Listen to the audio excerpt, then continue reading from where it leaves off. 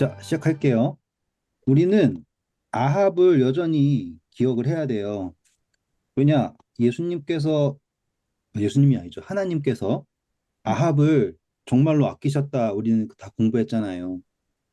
그리고 하나님은 아합이 풀이 죽어가지고 시무룩하면 용서해 주시는 그런 분이었어요. 그렇게 따지면 하나님이 많이 무르다라는 생각이 들 정도로 아합한테는 좀 잘해 주셨다라는 생각이 들어요. 하지만 아합이 죽고 이제 아합의 계보가 쭉 내려갔을 때 하나님께서 이제 이세벨이 있지 않습니까? 이세벨이라고 하는 여자가 만들어 놓는, 다시 말하면 여기다 이제 음녀라 적을게요. 음녀가 나와가지고 아달랴야 이렇게 돼가지고 유다의 왕조를 망치고 있는 이 상태까지 간 것을 하나님께서는 이제 용납하실 수가 없는 상태가 된 거예요. 그래서 아합한테 경고하신 대로 이제 이세벨의 죽음까지, 그 음녀의 죽음까지를 설명하는 이야기가 예후가 나타나는 심판을 하는 거예요. 그런데 예후는 아하시아까지는 죽이거든요. 음. 그런데 아달랴는 안 죽여요. 대신 예후가 이세벨을 죽이고, 그리고 아합의 모든 아들들을 죽이고, 심지어 아하시아까지 죽였을 때 아달랴는 안 죽인다고요. 대신 아달랴가 유다에 있는 다윗의 계보를 다 죽여요. 그러면 이거를 쫙 펴놓고 보면 어떤 이야기가 되냐면 하나님께서 어떠한 식으로든 악을 심판하셨거든요. 그런데 지금 이제 악이 선을 핍박하는 이야기로 넘어간 거예요. 한 번 더, 하나님이 악을 심판하셨더니 악이 선을 핍박한다라고 하는 걸로 이야기가 전환이 되는 거죠. 그래서 여기서는 우리는 이제 아달랴, 그렇죠? 여기서는 이세벨. 그래서 악을 심판, 이세벨이 죽었다라고 했더니 이세벨의 자식인 아달랴가 악이 선을 핍박하는 일이 생겼다.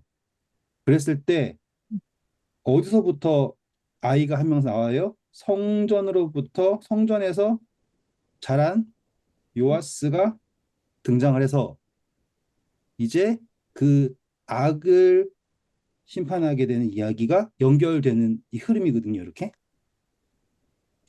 지금 우리가 이제 그거를 공부를 할 거예요, 이 흐름을. 이 흐름을 보면서 우리는 어떤 거를 볼 수 있냐면, 하나님께서 하나님의 개입, 하나님의 개입이 어떠한 식으로 등장하는지를 여러분들이 보셔야지 돼요, 요 이야기에서. 이제 해볼게요. 이해하셨죠? 하나님의 개입이 어떻게 일어나는지. 자, 우리 9장에 보시면 예후가 왕이 되었던 것 했던 기억나시죠? 네. 네. 자, 예후가 왕이 되었을 때 예후가 신앙이 좋았다, 뭐 했다 그런 설명 아무것도 없어요. 단지 예후는 14절부터 볼까요? 이에 nim시의 손자 여호사밧의 아들 예후가 요람을 배반하였으니 곧 요람이 온 이스라엘과 더불어 아람의 왕 하사엘과 맞서서 길르앗 라몬을 지키다가 아람의 왕 하사엘과 더불어 싸울 때 아람 사람에게 부상한 것을 치료하려 하여 이스라엘로 돌아왔던 때라. 예후가 이르되 너희 뜻에 합당하거든 한 사람이라도 이 성에서 도망하여 이스라엘에 알리러 가지 못하게 하라 하니라. 예후가 병거를 타고 이스라엘로 가니 요람 왕이 거기 누워 있음이라. 유다의 왕 아하시아는 요람을 보러 내려왔더라. 네, 감사합니다. 자, 이제 하나님의 개입 어떻게 일어나는 건다 보셔야 돼요. 넘어갈게요. 이제 우리는 여기서 이제 단어들 몇 가지를 봐야 돼요. 이스라엘의 왕이라고 적을게요. 왕이 있고 예후가 오는데 예후가 심판자로 오는 거죠. 네. 그런데 여기에 진짜 필요 없는 이야기가 등장하는 게 바로 파수꾼이 나와요. 이 17절에 보이시나요? 네. 이스라엘 망대에 파수꾼 하나가 서 있더니 예후의 무리가 오는 것을 보고 이르되 내가 한 무리를 보나이다 하니 요람이 이르되 한 사람을 말에 태워 보내어 맞이하여 평안하냐 묻게 하라 하는지라. 한 사람이 말을 타고 가서 만나 이르되 왕의 말씀이 평안하냐 하시더이다 하매 예후가 이르되 평안이 내게 상관이 있느냐 내 뒤로 물러나라 하니라. 파수꾼 네. 자, 이렇게 해서 파수꾼이 등장하고요. 세팅을 보시라는 거예요. 세팅을. 그래서 왕이 또 사람을 보내요. 그래가지고 너 지금 아무런 나쁜 마음 없지? 이런 식으로 보냈는데 예후가 평안이 너랑 무슨 상관이니? 넌 내 뒤로 붙어 라고 했어요. 다시 또 파수꾼이 또 오는데요. 그러니까 다시 또 보내죠. 19절에. 네. 네. 근데 18절에 보면은 안 돌아온다 그러죠. 네. 그리고 19절에 보면 다시 또 보내요. 그런데 20절 보니까 파수꾼이 이제 뭐라고 얘기하나 볼까요? 파수꾼이 또 전하여 이르되 그도 그들에게까지 갔으나 돌아오지 아니하고 그 병거 모는 것이 nim시의 손자 예후가 모는 것 같이 미치게 모나이다 하니. 예, 예후 성격이 보이죠. 그냥 와 뭐나 봐요. 어떻게 하면 미치게 보는지. 근데 저는 세팅을 보라고 하는 거예요. 음. 지금 이 파수꾼이라고 하는 거를 여기서 강조를 해요. 성경에서 만약에 예후가 요람을 죽였습니다. 라고 하면 끝날 이야기거든요. 음. 그런데 이 서사가 엄청나게 길죠. 네. 17절부터 해가지고는 길게 나오잖아요. 네. 그러니까 저는 이거를 의도가 있다라고 보는 거죠. 음. 굳이 이거를 막 크게 해석해서 하는 게 아니라 이 파수꾼이라고 하는 단어에 저는 매우 큰 의미가 있다고 생각을 하는 거예요. 왜냐하면 성경에서 에스겔서에서도 나오고 그리고 파수대에서 이렇게 바라본다라고 하는 것, 소식을 알린다라고 하는 것이 큰 의미가 있다는 거죠. 음. 근데 지금 예후가 심판이 오고 있죠. 근데 네. 왕은 병들어 있어요. 근데 파수꾼이 계속 뭐가 오고 있습니다. 뭐가 오고 있습니다. 하고서 보고 알려주고 있어요. 그런데 이 파수꾼의 역할을 하고 있는 사람이 있고 왕은 그걸 듣고 있는데 평안합니까? 라는데 평안하다 얘기 안 하고 안 오죠. 음. 두 번째 번에도 안 오죠. 음. 그러면 평안하지 않다라는 거죠. 네. 음. 그런데 이제 병든 왕이 병거를 몰고 나갑니다. 21절. 요람이 이르되 메우라 하매 그의 병거를 메운지라. 이스라엘 왕 요람과 유다 왕 아하시아가 각각 그의 병거를 타고 가서 예후를 맞을새 이스라엘 사람 나봇의 토지에서 만나매. 요람이 예후를 보고 이르되 예후야 평안하냐 하니 대답하되 내 어머니 이세벨의 음행과 술수가 이렇게 많으니 어찌 평안이 있으랴 하더라. 요람이 곧 손을 돌이켜 도망하여 아하시아에게 이르되 아하시아여 반역이로다 하니 예후가 힘을 다하여 활을 당겨 요람의 두 팔 사이를 쏘니 화살이 그의 염통을 뚫고 나오매 그가 병거 가운데 엎드려진지라. 자, 그래서 어떻게 죽였다 그래요? 예후가 화살로 죽였다 그래요. 음. 근데 신기하지 않아요? 아합도 어떻게 죽었어요? 활 살에 맞고 죽었죠. 예. 신기하지 않아요? 요람도 활 맞고 죽어요. 그런데 우리 계시록에서 흰말 탄 사람 등장할 때 손에 뭐 들고 있어요? 팔. 활 들고 있죠. 네. 음. 그러니까 이거는 우연이 아닌 거예요. 우연이 아니라 심판이라고 하는 것이 쏘아져서 가서 끝나는 거죠. 마치 무두셀라의 이름의 뜻이 쏘아진 화살 같은 뭐 그런 느낌이랄까요? 음. 그러니까 우연이라고 하기에는 너무나 똑같잖아요. 어디서 죽었어요? 병거에서 죽었죠. 또. 음, 네. 그리고 하는 이야기가 뭐라고 하고 죽어요? 반역이다 하고 죽어요. 나중에 아달랴 어떻게 죽나 봐요. 거기도 반역이다 하고 죽어요. 음, 그래서 이 예언의 성취가 그대로 이루어집니다. 딱. 그리고 다시 한번 강조하지만 이 심판에서 파수꾼이 계속 알려주고 있다. 계속 알려주고 있다. 그런데 이 왕은, 병든 왕은 대처할 수가 없다. 이렇게 되는 거죠. 아람이랑 전쟁에서 실패해서 졌다라는 게 분명하고, 게다가 병들었다라는 것도 분명하고, 마치 이 세상이 모든 것에서 패했고, 그리고 이제 희망이 없다라는 게 분명할 때 심판이 다가오고, 다가오지만 계속 바라는 건 뭐예요? 평안이냐? 평안이냐라고 얘기하죠. 하지만 그것은 평안이 아니에요. 왜냐하면 엘리사가 요람에게 얼마나 많은 걸 해줬어요. 음, 그 수많은 은혜를 베풀었을 때 다 거절했잖아요. 음, 가뭄, 전쟁, 그 모든 곳에서 엘리사가 모든 걸 다 했었는데 음, 그때 거절했을 때 그에게 남은 거는 아무것도 없는 거예요. 음. 근데 예수님께서 뭐라 하셨어요? 예수님의 재림이 평안하다, 안전하다라고 할 때에 재림한다 그랬죠. 네. 지금 이 요람도 평안하냐, 평안하냐 물어보는 게 약간 그런 식 같지 않아요? 네. 믿고 싶은 건 믿는 것 같아요. 그렇죠. 음, 이 세팅 자체가 필요 없는 이야기가 아니라는 걸 제가 말씀드리고 싶은 거예요. 음, 음, 음. 그래서 예후가 말하는 것이 예언된 대로 심판이 이루어진 거다라고 한 거죠. 그래서 26절 봐보세요. 여호와께서 말씀하시기를 내가 어제 나봇의 피와 그의 아들들의 피를 분명히 보았노라. 여호와께서 또 말씀하시기를 이 토지에서 내게 갚으리라 하셨으니 그런즉 여호와의 말씀대로 그의 시체를 가져다가 이 밭에 던질지니라 하는지라. 그렇죠. 자, 그래서 나봇의 땅을 차지할 때 원래 자식한테 못 넘어가게 다 멸한 거잖아요. 근데 나봇을 죽일 때 하나님의 이름으로 죽인 거 아닙니까? 음, 그것을 그대로 이 아합의 씨가 받는다라고 하는 표현이거든요.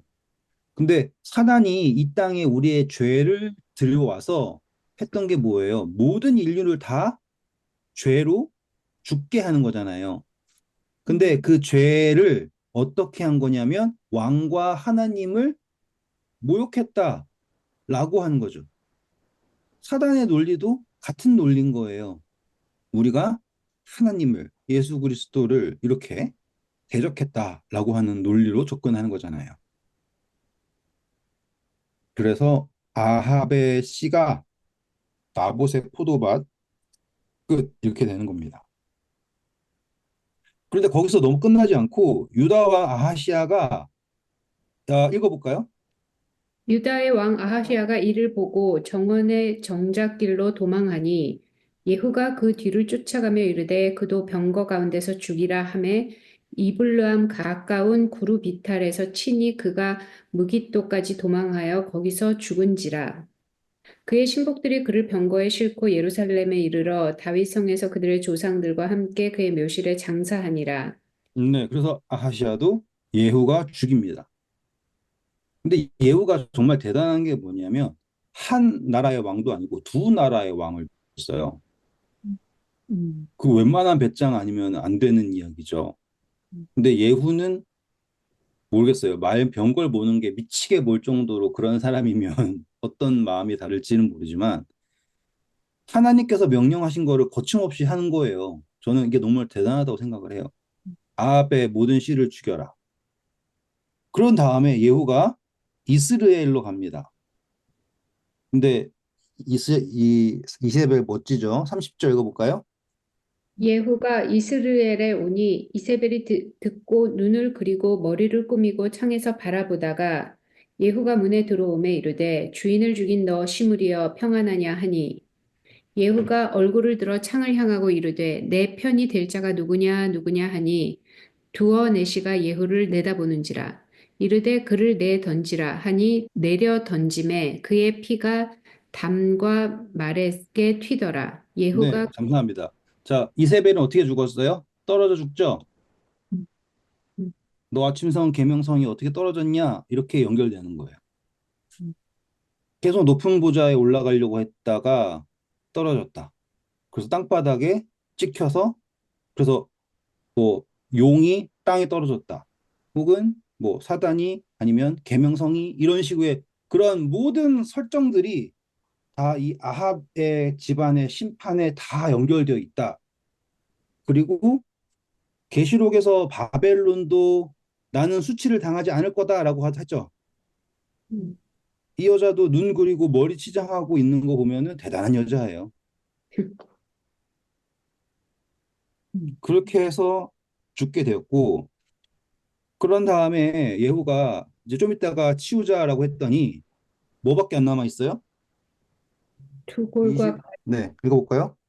가서 장사하려 한즉 그 두골과 발과 그의 손 외에는 찾지 못한지라. 네. 다른 건 다 먹혔고, 머리, 손, 발. 이것도 완전 상징적이죠. 그렇죠? 이마에나 손에나 인침받는 이런 거 있잖아요. 그렇죠?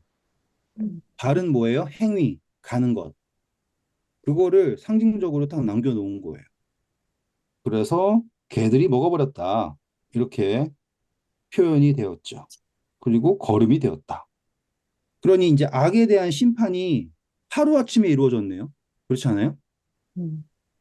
예후가 미친 듯이, 그러니까는 요람 입장에서는 전쟁이 막 패하지도 않았어요. 그냥 어떻게든 무마시켰어요. 자기가 다치긴 했지만 뭐 위기가 있었어요. 하지만 어떻게든 이렇게 넘겼어요. 아직 괜찮아요. 이런 느낌이에요. 그런데 심판은 어떻게 왔다고요? 한 번에 왔다고요. 계속 평안이냐 평안이냐 묻지만 거기에는 더 이상 답이 없어요. 왜냐하면 하나님께서 계속 부르셨을 때 응답하지 않았었기 때문에. 그리고 심판이 하루아침에 탁 이루어졌을 때 예언된 대로 싹 사라졌다. 세팅이 멋있죠? 네. 자, 그리고서는 아합의 아들 몇 명 살아 죽는데요? 70명. 그쵸? 이것도 완전 수예요. 열심히 아들도 낳았네요. 그 생각하지 마시고 그 완전하게 멸절되었다라는 것도 보셔야지 되고요. 이때 예후가 말한 논리가 아주 멋져요. 너네가 만약에 아합의 그 요람을 대신하여서 왕이 될 사람이 있으면 그 사람을 왕을 세우고 그 왕을 세워서 나랑 싸우자라고 한 거예요.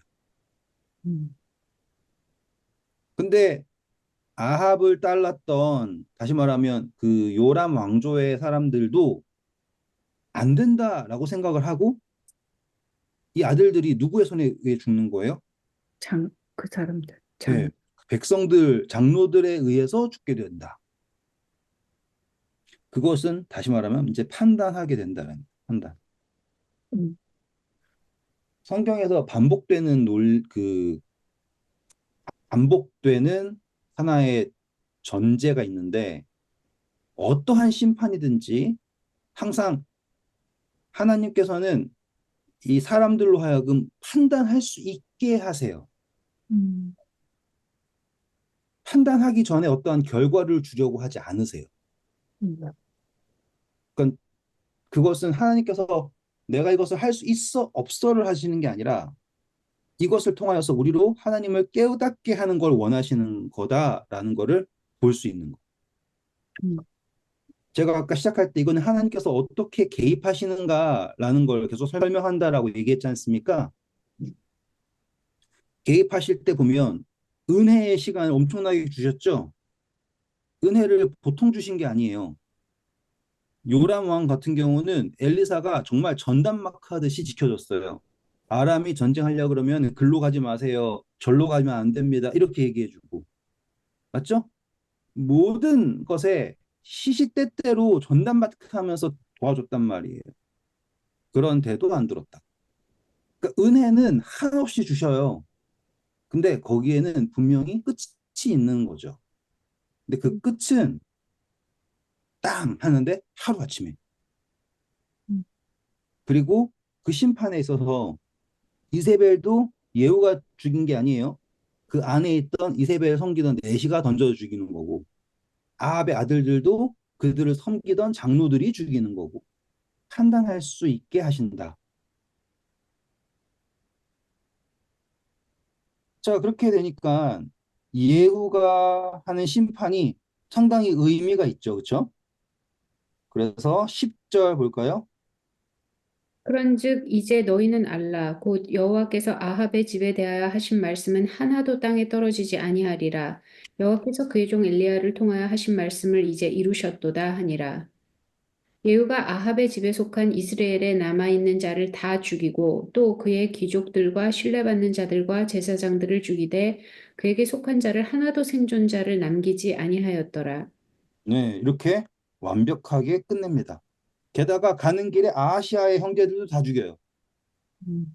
정말로 샅샅이 찾아내서 진멸시킵니다.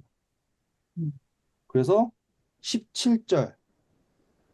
사마리아에 이르러 거기에 남아있는 바 아합에게 속한 자들을 죽여 진멸하였으니 여호와께서 엘리야에게 이르신 말씀과 같이 되었더라. 네, 성취가 이렇게 끝나는 거예요. 예후가 말하기를 16절 보면 여호와를 위한 나의 열심을 봐라 라고 하면서 이 심판을 끝내는 거예요.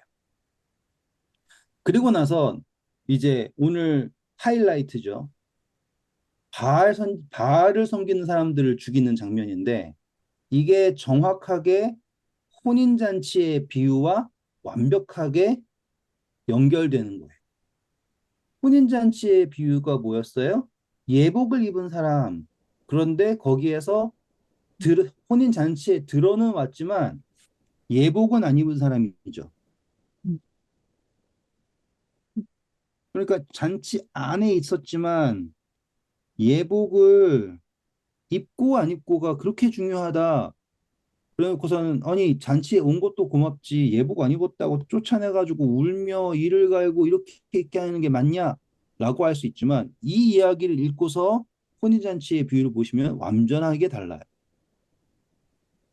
예후가 얘기합니다. 읽어볼까요? 18절. 예후가 뭇 백성을 모으고 그들에게 이르되 아합은 바알을 조금 섬겼으나 예후는 많이 섬기리라. 그러므로 내가 이제 큰 제사를 바알에게 드리고자 하노니 바알의 모든 선지자와 모든 섬기는 자와 모든 제사장들을 한 사람도 빠뜨리지 말고 불러 내게로 나오게 하라. 모든 오지 아니하는 자는 살려두지 아니하리라 하니 이는 예후가 바알을 섬기는 자를 멸하려 계책을 씀이라. 네, 여기 보시면 예후가 하는 방식이 계책이지만 계책이에요. 음. 계책이지만 내용 자체가 뭐냐면 모은다예요. 그래서 이스라엘 전역에 바알을 섬기는 자는 모두 모여라. 모이지 않으면 어떻게 한다? 죽인다. 그랬더니 사람들이 다 모이죠. 근데 이 사람들이 모일 때 어떤 식으로 모였을까요? 무서워서 모였을까요? 신나서 모였을까요? 두 가지 부류가 있지 않나? 한번 생각해 보세요. 무서웠죠. 죽인다니까. 내가 바알을 열심히 섬기는 사람은 아싸 이러고 거봐라 너희들 다 죽었다 이러고 막 들어갈 거고 내가 뭐 약간 애매하게 하나님 섬기고 있었으면 무서워 나 죽지 말아야지 빨리 바알 섬기는 척 해야지 그러고 들어가야지 무서워서 들어가. 지금 여기서 우리가 봐야 될 게 뭐냐면 이 참 재밌는 건데 왜 예후는 하나님 섬기는 사람을 안 찾고 음, 바알 섬기는 사람을 찾았을까? 그럼 진짜를 알잖아요 이렇게. 지금 여러분 잘 보세요. 하나님 섬기는 사람들 다 모여라라고 하는 거랑 바알 섬기는 사람 다 모여라라고 하는 거랑 뭐가 다른지 잘 생각해 보셔야 되는 게 지금 예후가 사람들을 모았어요. 그래서 22절 보면 예복 맡은 사람한테 다 예복을 주라 그래요. 그리고 23절 읽어볼까요? 예후가 레갑의 아들 여호나답과 더불어 바알의 신당에 들어가서 바알을 섬기는 자들에게 이르되 너희는 살펴보아 바알을 섬기는 자들만 여기 있게 하고 여호와의 종은 하나도 여기 너희 중에 있지 못하게 하라 하고 우리가 번제와 다른 제사를 드리려고 들어간 때 예후가 80명을 밖에 두며 이르되 내가 너희 손에 넘겨주는 사람을 한 사람이라도 도망하게 하는 자는 자기의 생명으로 그 사람의 생명을 대신하리라 하리라. 자, 여기 보시면 제가 아까 하나님 섬기는 사람 찾지 않고 왜 바알 섬기는 사람을 찾았을까? 라고 했던 것. 그리고 그 다음에 질문이 뭐였냐면 여기서 너희들끼리 하나님 섬기는 사람 있으면 알아서 색출해라고 하는 거예요. 섬김을 확인. 그러니까 예복이라고 하는 거, 입어라라고 하는 것도 했고요. 음, 그리고 너네 중에서 누구를 섬기는지 확증을 해라. 그러면 이 분위기에서는요, 마치 예를 들어서 김금희 집사님이 원 집사님한테 내가 봤을 때는 아니에요. 저 사람은 예수님 믿는 사람이에요. 이렇게 얘기하면 쫓겨나야 되는 판국인 거야. 음, 음, 그러면 여기에 이 이야기는 내가 바알을 믿는다, 바알을 섬긴다라고 하는 거를 극적으로 표현을 하는 장면이 여기에 있는 거예요. 바알 잔치, 바알 예식, 예배 이렇게. 제가 전 시간에 오늘이 예수님 재림 때 있게 될 심판에 대해서 가장 어, 극적으로 표상이 되는 이야기가 나올 겁니다라고 했잖아요. 음, 근데 예후가 하나님 사람 섬기는 사람을 찾는 게 아니라 바알 섬기는 사람을 찾는데 그 내용 자체는 마치 혼인잔치의 비유를 살짝 바꿔놓은 것처럼 이렇게 이야기가 나와 있어요. 근데 그 이야기 속을 계속 들여다보니까 거기에 모인 사람들이 무서워서 모인 사람일까? 그런데 여기서 그 누구도 여호와 믿는 사람 있으면 안 된다라고 할 때 사람들은 어떤 식으로 했을까? 라고 하면 마치 여기에 남아있는 것이 자기에게 뭐랄까 영광이 되는 것 마냥 서로 막 쥐잡듯이 잡아가지고 쫓아내고 번제 드려라 그럴 때 자기가 제일 멋지게 드리겠다고 막 난리치고 하는 그런 모습 보이지 않아요? 음, 음, 그러면 그 심판의 끝에 음, 요 예배 장소에서는 마치 제일 바알 열심히 섬기는 사람이 제일 위에 있을 거고 그리고 그 사람들이 어정쩡한 사람들을 막 색출해가지고 쫓아내고 막 음, 난리를 치고 음, 그래서 어정쩡한 사람들 막 예를 들어 어정쩡한 사람들을 노란색으로 한다 그러면은 여기 사람들은 막 어떻게 할까 하다가 이렇게 쫓겨 나가기도 하고 음, 음, 여기서 지금 판단이 이루어지네요. 음,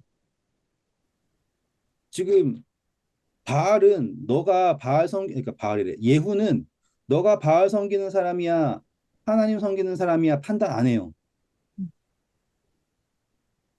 바알을 섬기는 예배 예식이 준비되어 있고 거기에 예복도 준비되어 있고 그 자리에서 살아 있을지 안 있을지에 대한 것도 다 여기 안에 있는 사람들한테 다 맡겨져 있네요. 음, 신기하죠. 음, 그러니까 알곡과 가라지가 알아서 나뉘어지는 거예요. 음, 자, 양과 염소가 어떻게 나눠질까 궁금하셨죠? 이렇게 나눠지는 거예요. 음, 염소는 염소식으로 하나님을 섬기는 사람들이고요. 음, 양은 하나님의 방식으로 하나님을 섬기는 사람들인 거. 그러니까 양은 염소의 무리에 있을 수가 없는 거야. 있어 보려고 해도 염소들이 알아서 쫓아내줘요. 마치 바알 섬기는 사람들이 여호와 섬기는 사람들 알아서 쫓아내주고 자기들의 열정으로 뛰놀고 난리를 치고 있는 거죠. 그거를 거룩이라 생각을 하면서. 음, 그럼 여기서 지금 예후가 이 계책이 어떤 계책인지 모르지만 너무나 지혜로운 계책인 거예요. 왜냐? 나는 누구다라는 것을 스스로 증명했고 판단했고 다 했죠. 그래서 문 잠그고 예복 입은 사람들, 그 안에서 예복 입고 있는 사람들을 싹 죽입니다. 음, 심판. 스스로 알곡과 가라지가 구별되는 이야기. 너무 신기하죠. 음, 그래서 음, 28절부터 볼까요? 예후가 이와 같이 이스라엘 중에서 바알을 멸하였으나 이스라엘에게 범죄하게 한 느밧의 아들 여로보암의 죄, 곧 베델과 단에 있는 금송아지를 섬기는 죄에서는 떠나지 아니하였더라. 자, 여기서 이제 문제가 생겼어요. 우리 일단은 예후가 바알 선지자 죽인 심판에 대해서는 완벽하게 이해했죠. 네. 네. 이거를 잘 잡으셔야 돼요. 근데 예후가 다 잘했는데 왜 이 금송아지는 못 벗어날까? 요거를 한번 생각해 보고 오늘 마무리하면 돼요. 예후가 다 잘했잖아요. 이렇게 딱 깔끔하게 하나님께서 뭐 시켰을 때 깔끔하게 끝내는 사람 누가 있었어요? 없었죠. 그렇죠? 진짜 예후가 완벽하게 누가 계획을 짜도 이렇게 안 될 만큼 깔끔하게 완전한 심판을 보여줬어요. 그런데 예후가 벗어나지 못한 게 바로 이 금송아지였어요. 그걸 우리는 이제 여로보암의 죄라고 하죠. 음, 아합은 끝났어요, 이제. 아합은 끝났는데 여로보암의 죄는 무슨 원령이 있던 뭐 뭔지 몰라요. 아무튼 그냥 거기에 잡혀가지고 있는 거예요. 그러면 여로보암이 만든 금송아지는 어떠한 신인가라는 걸 한번 생각해 보시면 좋아요. 왜 이 여로보암이 만든 금송아지가 사람들이 포기 못하는 신일까요? 한번 생각해 보세요.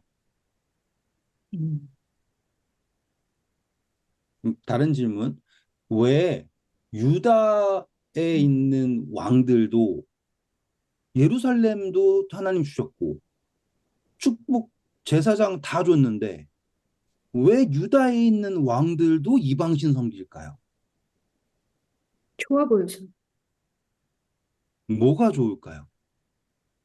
좋죠. 근데 베델과 단에 있는 금송아지는 어, 유다에 유다도 있으니까 유다에 안 가고 싶은 그러니까 우리도 있다 이렇게 하는 건가?